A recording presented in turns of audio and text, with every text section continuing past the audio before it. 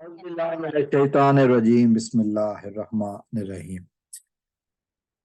आज जिस उन्वान से बात करूंगा, आपने जैसा कि थंबनेल में देख लिया होगा, पाकिस्तान क्रिकेट टीम ने जो आज शानदार कामयाबी न्यूजीलैंड के खिलाफ हासिल की वनडे में। हमने देखा T20 सीरीज बराबर हो गई थी, तो फिर आज जो वनडे सीरीज थी उसमें आज फैसला कुन बरतरी हो गई है 3-0 से। लेकिन अब इस टीम की हवा से थोड़ी सी बात करें, एक बैलेंस टीम है पाकिस्तान की। हमने देखा कि पिछले 2 मैचों में फखर जमान ने जिस तरह बैटिंग की, और उस बैटिंग के ऊपर इंडियन मीडिया भी बहुत बोला।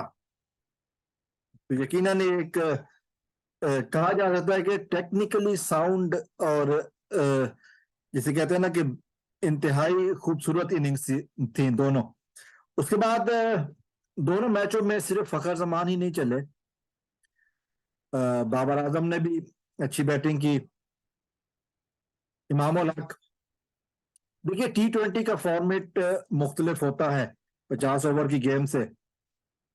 टी T20 में तो जिस तरह की शॉट्स लगती हैं वो 50 ओवर की गेम में कम लगती हैं, लेकिन जो शॉर्टर वर्जन ऑफ क्रिकेट है उसको देखने का मजा 50 ओवर गेम का है, उसका एक अलग मजा है। T20 का एक अलग मजा है। और इस सीरीज में हमने देखा कि अभी इस तरह पाकिस्तान की टीम ने 340 के करीब रन चेस भी किए थे, 336, और अब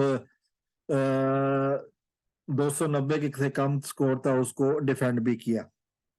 पाकिस्तान की पिचेस अच्छी बैटिंग पिचेस बनाई जा रही हैं ताकि अच्छे रन्स बने। और लेकिन फिर उसमें ये बात भी है कि बॉलर्स के लिए भी जगह है, अपनी मेहनत अपनी लाइन लेंथ पर बॉल करने वाले।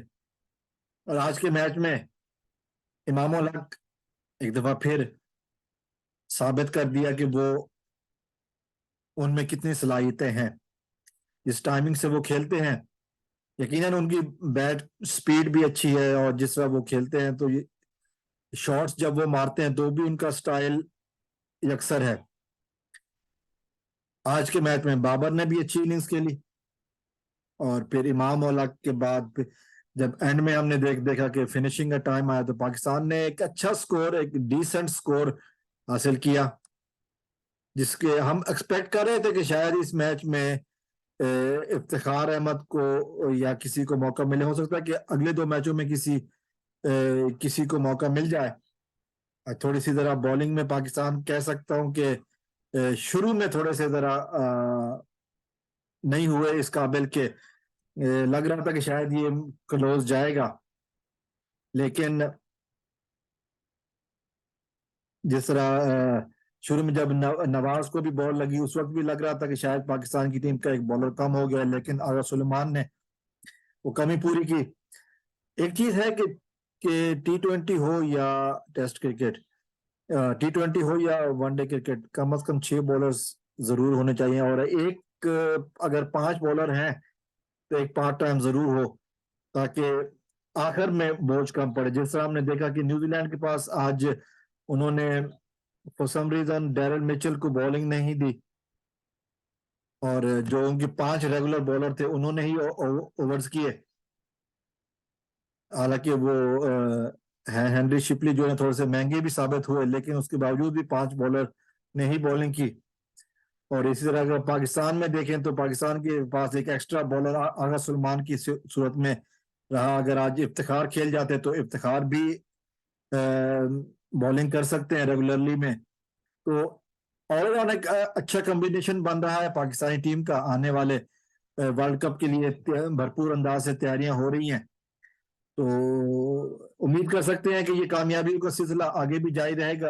अभी भी 2 मैचेस इस सीरीज के अभी बाकी हैं, और फिर न्यूजीलैंड का दौरा तो कंप्लीट होगा, लेकिन पाकिस्तानी टीम को फिर वर्ल्ड कप जैसा मेन इवेंट भी खेलना है। तो आज ये सीरीज की फतह यकीनन एक गुड न्यूज है, एक अच्छी न्यूज है। हमें थोड़ी सी तवज्जो देनी होगी मिडिल ऑर्डर पे। अब्दुल्ला शफीक परफॉर्म नहीं कर रहे हैं, लेकिन उनको चांस मिल रहा है। देखते हैं कि अगले 2 मैचेस में अगर इफ्तिखार अहमद को भी चांस दिया जा सकता है या नहीं। ये टीम में शामिल है, जो कि हार सुहेल जख्मी हुए थे। तो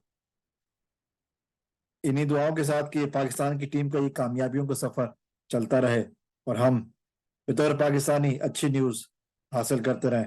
अस्सलाम वालेकुम वरहमतुल्लाह। पाकिस्तान जिंदाबाद।